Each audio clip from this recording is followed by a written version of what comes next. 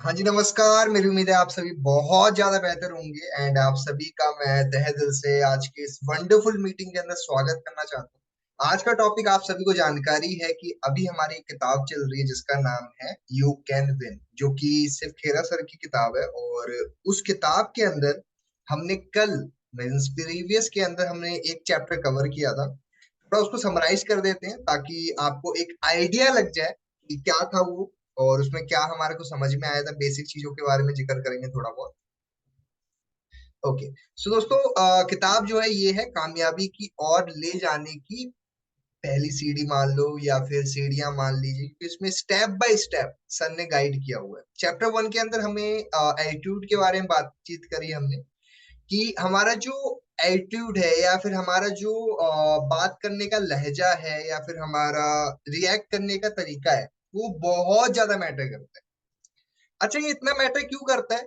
एक स्टोरी मैंने आपको शेयर की थी कल ही। जो स्टोरी के अंदर एक बलून मैन होता है जो क्या करता है, कोई भी काम होता है या फिर उसका किसी दिन काम नहीं होता है तो वो क्या करता है, अपने एक बलून को हवा में उड़ा देता है। और हवा में उड़ाने से होता क्या है कि बच्चे देखते हैं और जा करके बलून खरीद लेते हैं। ये उसकी आदत सी हो गई थी। एक बलून का मैन था, उस एक बच्चा आया और आकर के जो बोल रहा है बलून वाले अंकल को कि अंकल मुझे एक बात बताओ, आपने जो है ये बलून हवा में उड़ाया है। कोई भी कलर का बलून अगर आप हवा में उड़ाओगे, काले कलर का जो सा भी, तो वो और ऊपर उड़ेगा। तो यहाँ पे वो बोलते हैं कि बेटा बलून का कलर मैटर नहीं करता, मैटर करता है कि उसके अंदर है क्या। कुछ ऐसा ही हमारी लाइफ में होता है, हमारी जिंदगी में होता है कि ये मैटर नहीं करता कि आप दिखते कैसे हो या फिर कैसे कपड़े पहनते हो। ये बहुत ज्यादा मैटर करता है कि आप का जो अंदर है, जो आपके माइंडसेट है, जो आपकी मेंटालिटी है, वो कैसी है। जो एक प्रॉपर एटीट्यूड जिसको हम कहते हैं, राइट। ये कुछ बेसिक बातें की थी मैंने कल के दिन, ज्यादा मैं डीप में नहीं जाऊंगा वरना मीटिंग थोड़ी लंबी हो जाएगी। आ जाते हैं डायरेक्टली मुद्दे पे। जो आज का चैप्टर है उसका नाम है build a positive attitude. Build a positive attitude क्या होता है, कैसे आप अपना एक पॉजिटिव ऑरा बना सकते हो, एक पॉजिटिव एटीट्यूड मेंटेन कर सकते हो, वो चीज आज हम चैप्टर 2 में समझने वाले हैं। ये चैप्टर थोड़ा लंबा है तो मैं आज नहीं कंप्लीट करूंगा। हम कल परसों एक दो दिन देंगे इस चैप्टर को, बिकॉज काफी कुछ सीखने को मिलेगा इस चैप्टर के अंदर। यहाँ पे स्टेप्स बताए गए हैं, क्या स्टेप्स फॉलो करके आप अपने आप को एक बढ़िया पॉजिटिव एटीट्यूड में ला सकते हो। और वो एटीट्यूड क्या है, कैसे है, वो सारी जिक्र करेंगे हम इस वाले चैप्टर के अंदर। तो ध्यान से समझिएगा और अच्छे से नोट्स बनाना है। आपका ये काम होना चाहिए कि आप अच्छे से हर चीज के नोट्स बनाओ ताकि आपको हर बात अच्छे समझ में आ जाए। ठीक है। सो चैप्टर का नाम है बिल्ड अप पॉजिटिव एटीट्यूड। आखिरकार होता क्या है कि आप किसी भी सिचुएशंस में होते हो, किसी भी दिक्कत में होते हो, तो एटीट्यूड बहुत ज्यादा मैटर करता है। ऐसा ही कुछ हुआ एक सज्जन के साथ। होता क्या है कि वो अपने ऑफिस में बैठे होते हैं और ऑफिस में बैठे होते हैं तो अचानक से उनके सामने कुछ ही कदम पे, ज्यादा नहीं दूरी है, मतलब कुछ ही कदम पे आग लग जाती है। अब आग कहाँ लगी है? आग लगी है उनके जहाँ पे उनका काम होता है, उनकी फैक्ट्री में आग लग चुकी है। अच्छा, आग लग चुकी है तो क्या हो गया? आग लग चुकी है तो वो इंसान के टेंशन हो जानी चाहिए, उसको परेशानी हो जानी चाहिए, उसको बुरा लगना चाहिए कि यार इतने टाइम से मैंने इस फैक्ट्री को बनाने में पैसा लगाया, सारा कुछ किया। लेकिन होता क्या है, वो आदमी बड़े पॉजिटिव एटीट्यूड के साथ जाके उस आग को खड़ा होकर देखता रहता है। पीछे से बेटा भाग करके आता है, बोलता है कि क्या हुआ पापा, क्या कर रहे हो? दिख नहीं रहा आग लग गई फैक्ट्री में, बुझाओ। आप तो बिल्कुल बेफिक्र हो, क्या हो गया? तो पिता बोलता है बेटा जा, अपने माँ को लेके आ जा, जलते हुए कैसा दिखता है नजारा वो भी देख ली। तो बेटा बोलता है पापा पागल हो गए हैं क्या? इनका सब कुछ खत्म हो गया, सब कुछ जल गया है, लेकिन अभी भी ये बोल रहे हैं कि सब कुछ खत्म हो गया। अपनी माँ को भी लेके आ जा, वो भी देखेगी खड़े होकर के कि क्या हो रहा है क्या नहीं हो रहा है। और काफी देर तक खड़े होने के बाद वो पूरी फैक्ट्री जल चुकी होती है। और सवेरे उठ करके, सवेरे सवेरे एक आदमी आता है जो इंटरव्यू लेने के लिए उनके पास आता है और उनसे ये बोलता है कि आपका तो सब कुछ खत्म हो चुका है, अब तो आपके पास कुछ बचा ही नहीं है, अब क्या करोगे? तो वो इंसान बड़ी अच्छी बात क्या बोलता है, वो बोलता है कि कोई दिक्कत नहीं, दोबारा हो जाएगा सबसे। एटीट्यूड बहुत ज्यादा मैटर करता है आपकी जिंदगी के अंदर। हम स्पिरिचुअली जिसको फॉलो कर सकते हैं, राम भगवान जी, अगले दिन उनका राज्यभिषेक होना है। पूरे अयोध्या में खुशी का माहौल है, सब बड़े खुश हैं। अचानक से उनको बुला लिया जाता है राज दरबार में, राजा के वहां पे कक्ष में। और उनको बोला जाता है कि बेटा 14 वर्ष का वनवास और राज सिंहासन भरत को। सोचिए। और उस टाइम पे उस इंसान की बोली क्या होनी चाहिए, जवाब क्या दिया? बस इतनी सी बात, 2-3 वर्ड में ही अपनी पूरी बात खत्म कर। काफी बारी क्या होता है कि आपका जो एटीट्यूड है वो बहुत ज्यादा मैटर करते हैं आपकी रियल जिंदगी में। अगर आप अपने आप को हावी कर लेते हो ना किसी टेंशन में या किसी दिक्कत में, तो होता क्या है कि आप अपने आप को सरवाइव नहीं करवा पाते। चलिए आगे चलते हैं, ये तो मैं आपको अपने साइड से स्टोरी बता रहा था। अब इस चैप्टर के अंदर बात करते हैं। The winners has a solution for every problem, loser has problem for every situations. जो विनर्स होते हैं ना, जो एक आदमी अच्छा इंसान होता है, जो अपने आप को आगे बढ़ाने की हमेशा वो लालसा रखता है, जो चैंपियंस, वो सिर्फ और सिर्फ समाधान के बारे में सोचते हैं। और जो लूजर्स होते हैं, जिनको हर चीज में कमियां निकालनी है, वो हर सिचुएशन में सिर्फ और सिर्फ सोल्यूशन नहीं, प्रॉब्लम्स देख लेंगे। क्या कर लेंगे? हर सिचुएशन में प्रॉब्लम ढूंढ लेते हैं। तो हमें क्या बनना है? विनर्स बनना है, लूजर्स बनना है? एक बार चैट बॉक्स में टाइप करेंगे आप। अपने आप को क्या कहोगे आप, लूजर हो आप या विनर्स हो, जो हर चीज में समाधान ढूंढने की अच्छा रखता है, या फिर आप लूजर्स हो जो हर चीज में प्रॉब्लम ढूंढ लेता है? अगर तो आप लूजर हो तो एल टाइप कर दीजिए, अगर विनर हो तो डब्ल्यू टाइप कर दीजिए। Winner winner winner winner winner winner. Okay. So आपने क्या बताया कि आप विनर हो। तो हमें हर सिचुएशन में पॉजिटिव रहना बहुत इंपॉर्टेंट है। क्या एटीट्यूड हर वक्त सेम रहेगा? एक बार ये आप लोग मुझे जवाब देना। क्या जो एटीट्यूड होता है, जो हमारा माइंडसेट होता है, क्या वो हर सिचुएशन में सेम रहेगा? यस नो टाइप कर दो। अगर यस तो यस टाइप कर दो, अगर नो तो नो टाइप कर दो। No no no no no, नहीं रह सकता, राइट? तो इसका जवाब क्या है? बड़ा नो। हर सिचुएशन में आपका एटीट्यूड सेम नहीं रह सकता। अब करें क्या? अब इस चैप्टर के अंदर तो इस किताब में ये बोला गया, चैप्टर 1 में ये बोला गया था कि आपका पॉजिटिव एटीट्यूड कितना मैटर करता है। आपका पॉजिटिव एटीट्यूड रहेगा तो आप अपनी जिंदगी को आगे बढ़ा सकते हो। लेकिन कैसे हम सरवाइव करें, कैसे हम अपने आप को एक अच्छे लेवल पे लेके आ सकते हैं, थोड़ा इसको समझते हैं, राइट?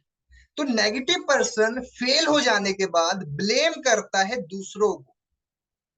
जो इंसान नेगेटिव होता है ना, जो कभी भी अपने आप को एक अच्छे लेवल पे नहीं देख पाता है, तो वो क्या करता है? वो ब्लेम करता है दूसरों को। नेगेटिव इंसान दो होता है, फेलियर और सक्सेस। जो फेलियर हो जाता है, जो उसके लाइफ में कुछ बुरा हो जाता है, तो वो ब्लेम करता है। किसको ब्लेम करता है पता है? ब्लेम करता है टीचर को, पेरेंट्स को, लक को, बॉस को, जिसको भी, भगवान तक को भी वो ब्लेम कर देता है। कि अगर वो कुछ नहीं कर पाता ना, वो हर चीज को लेकर के आवाज उठाएगा। उसके वजह से नहीं हो पाया, इसके वजह से नहीं हो पाया, इसके वजह से मैं कुछ नहीं कर पाया, नहीं कर पाई। लेकिन सोचने वाली बात यह है कि जो चैंपियन इंसान होता है, जो विनर पर्सन होता है ना, वो किसी को ब्लेम नहीं करता। वो खुद की जिम्मेदारी लेता है। वो बोलता है कि यार जो भी लाइफ में हो रही है चीजें ना, उसकी रिस्पॉन्सिबिलिटी मैं लेता हूँ। अच्छा हो रहा है, बुरा हो रहा है, कोई भी कुछ भी हो रहा है, ना ही उसके लिए पेरेंट्स जिम्मेदार है, ना ही मेंटोर जिम्मेदार है, ना ही लक जिम्मेदार है, ना ही कोई जिम्मेदार है। तो दोस्तों, हम वो इसका ब्लेम कभी खुद पे नहीं लेते। नेगेटिव पर्सन्स क्या होते हैं? वो लोग सभी चीजों की प्रॉब्लम्स, दिक्कतें खुद पे कभी नहीं लेते। वो दूसरों पे छोड़ देते हैं कि अगर मैं कुछ नहीं कर पाता, नहीं कर पाती, तो मेरे यही कारण है, कोई और फलाना ढिमकाना पर्सन है या एबीसीडी पर्सन है जिसके कारण जिसके वजह से मैं आगे नहीं बढ़ पाता या नहीं बढ़ पाती। ब्लेम करना स्टार्ट कर देते हैं। और ये ब्लेम करने से उनकी वो आदत सी हो जाती है, जो हमने एटॉमिक हैबिट में बड़ा प्यारा चैप्टर रीड किया था। आदतों के ऊपर हमने 20-25 चैप्टर्स कंप्लीट करी थी। आदत सी बन जाती है उस इंसान की, और वो आदतें आपको आपकी थिंकिंग में आ जाती है। राइट। सो दोस्तों, इस चैप्टर में जो सर हैं, शिव खेरा सर ने, उन्होंने 8 स्टेप्स बताए हैं कैसे आप अपने एटीट्यूड को चेंज कर सकते हो। चैप्टर 2 के अंदर हम वो 8 स्टेप डिस्कस करेंगे, और आज मैं आपको पहला स्टेप बताऊंगा। पहला स्टेप मैं आज बताऊंगा, बाकी मैं आपको कल परसों में गाइड करूंगा। और क्योंकि चैप्टर बुक की स्टार्ट थी, चैप्टर की स्टार्ट थी, तो मैं इतना ज्यादा जाऊंगा नहीं डीप में। मेरी रिस्पॉन्सिबिलिटी बस इतनी रहेगी कि मैं आपको अच्छे से हर पॉइंट्स आपके दिमाग में बिठा सकूं। आपने हर चीज को अच्छे से नोट डाउन करना है, पेन डाउन करना है, इंप्लीमेंट करना है, और उस पर काम करना है। कर सकते हैं आप हेलो, यस या नो में मेरे को चैट बॉक्स में टाइप कर दीजिए। अगर तो हाँ, तो बढ़िया है, मैं आपको आगे समझाता हूँ कैसे आप अपने एटीट्यूड को चेंज कर सकते हो, क्या स्टेप फॉलो कर सकते हो आप, किन चीजों से आप अपने आप को बेहतर कर सकते हो। सारी बातें हम इस चैप्टर में डिस्कस करेंगे। Great great, yes yes yes, mostly person सब यस टाइप कर रहे हैं। ग्रेट। चलिए दोस्तों, सबसे पहला पॉइंट है change focus, look for the positive. Change focus, look for the positive. मैं आपको बात बताना चाहता हूं, जो आपका फोकस है वो हमेशा पॉजिटिविटी की तरफ होना बहुत इंपॉर्टेंट है। पहला पॉइंट लिख लो बड़े बड़े अक्षरों में, मैं तो कहूंगा अपने सामने लगा लो। Change focus, look for the positive. हमेशा आपका ध्यान पॉजिटिविटी की तरफ होना चाहिए। क्या अच्छा हो रहा है, क्या सही हो रहा है, उस पे आपका ज्यादा ध्यान होना चाहिए, ना कि उस पे जो नहीं हो रहा है। चलो मैं आपको एक एग्जांपल समझाता हूँ। एक बार की बात है, आप सभी के सभी एनरोल कार्नेगी को जानते होंगे। चलो मैं आपको बता देता हूँ ये कौन है। दोस्तों, ये पर्सन अमेरिका के, ये तो बहुत पुराना वो है, लेकिन ये अमेरिका के बहुत गरीब इंसान, जो बहुत ज्यादा वो होते हैं ना, पुअर पर्सन से उठ करके एक बहुत बड़ी स्टील इंडस्ट्री के मालिक बने थे। जो एक बहुत अच्छे लेवल पे ग्रोथ ले पाए थे, बहुत अच्छे लेवल पे इंडस्ट्रियल्स बने थे ये पर्सन। इनसे एक बार एक सवाल पूछा गया। इनसे क्या सवाल पूछा गया? आप लोगों से डील कैसे करते हो? इनसे पूछा गया कि आप लोगों से डील कैसे करते हो, तो इनका जवाब पता क्या था? कि लोगों के साथ व्यवहार करना काफी हद तक सोना खोदने जैसा है। क्या कहा इन्होंने? दोबारा रिपीट कर रहा हूं मैं। लोगों के साथ डील करना सोना खोदने जैसा है। इसको थोड़ा सिंपल कर देते, जैसे आप जब सोने की खुदाई करते हो, कुछ ग्राम सोने की खुदाई करनी है, आपको कुछ सोना चाहिए। मान लो आपको 100 ग्राम, 200 ग्राम, 250, 400 ग्राम सोने की खुदाई कर रहे हो। अब जो खुदाई कर रहा इंसान है, वो ये थोड़ा ना देखेगा कितने किलो मिट्टी निकालना पड़ रहा है मुझे, या कितने किलो मेरी मिट्टियां निकल रही है। उसका फोकस सिर्फ सोने पे है। उसको पता है यार, मैं खुदाई इसलिए कर रहा हूँ क्योंकि मुझे सोना मिलना है। अब उसके लिए उसको कितने भी घंटों मेहनत करनी पड़े।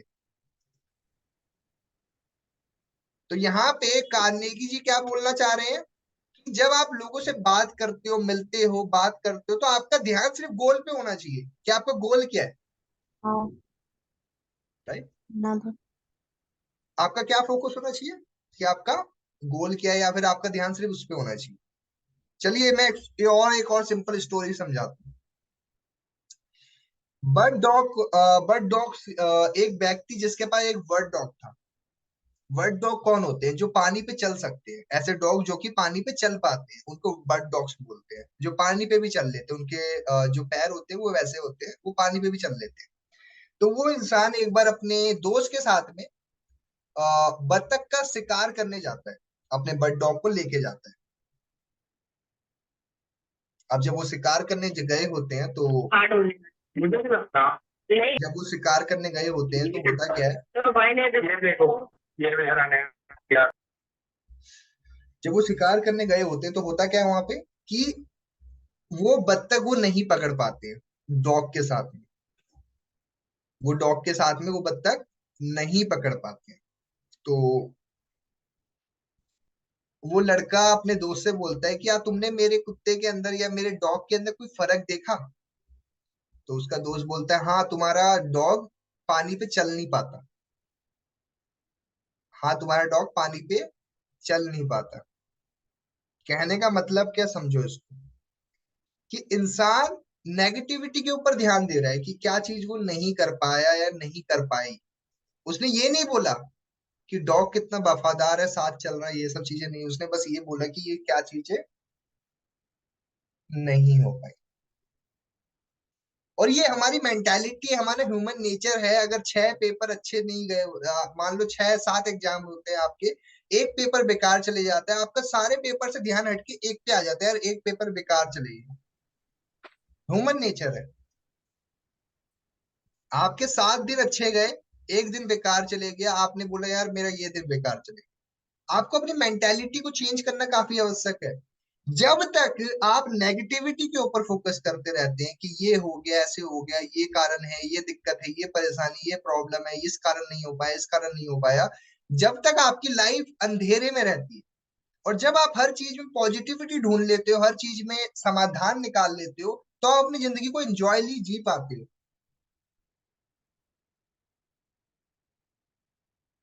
कहते हैं 9 लोगों की बात का बुरा क्या मानना, कोई एक तो अच्छा बोला ना, उसकी बात पे ध्यान दो। तो आपकी जिंदगी आपके साथ, आपके व्यवसाय के साथ या फिर आपके व्यवहार के साथ बहुत मिलती जुलती है। कैसे आप चीजों को वो कर रहे हो। चलिए कुछ लाइन पढ़ते हैं। एक सकारात्मक विचारक होने का मतलब ये नहीं है कि किसी को हर बात पर सहमत होना होगा या स्वीकार करना होगा। मतलब एक पॉजिटिव थिंकर को इसका मतलब ये नहीं है कि उसको हर बात पे सहमत होना पड़ता है या हर बात को स्वीकार करना है। कोई बात गलत है तो गलत है, ठीक है। आपको हर बात पे खुश नहीं होना है कि हाँ भाई चलो, ठीक है। एक सकारात्मक विचारक, एक पॉजिटिव थिंकर होने का मतलब ये नहीं है कि किसी को हर बात पर सहमत होना होगा, ये मैंने आपको जैसे बताया। इसका अर्थ केवल ये है कि व्यक्ति समाधान केंद्रित करे। मतलब क्या है कि इसका मतलब ये है, एक पॉजिटिव थिंकर वो होता है जो कि हर चीज में पॉसिबिलिटी देख लेता है कि क्या कर सकता है वो। केवल सर्वोत्तम के बारे में सोचें। केवल आप वो चीजें सोचें जो चीजें हो सकती है। जो चीजें आपके हाथ से निकल गई है, आप भी कुछ नहीं उसके लिए कर सकते, राइट। तो आपका फोकस किस चीज में होना चाहिए, सिर्फ इस चीज पे होना चाहिए। दोस्तों मेरी उम्मीद है आपको पहले स्टेप से ये समझ में आ चुका होगा, आपका फोकस सिर्फ पॉजिटिव थिंकिंग पे होना चाहिए, ना कि उन सारी बातों पे जहां पे आपकी पकड़ नहीं है, ठीक है। सो कल मिलते हैं। कल की मीटिंग सेम 10:30 बजे ही होगी। कल हम आगे के स्टेप्स को डिस्कस करेंगे। चैप्टर 1 के अंदर हमने एटीट्यूड के बारे में जाना, बलून मैम का एटीट्यूड जाना कि हमारा एटीट्यूड कितना मैटर करता है। सेकंड चैप्टर में हम स्टेप्स जानेंगे कैसे आप अपने एटीट्यूड को पॉजिटिव रख सकते हो और उसके लिए क्या क्या कदम लेने हैं, वो सारी बातें हम कल के चैप्टर में करेंगे। सो मेरी तरफ से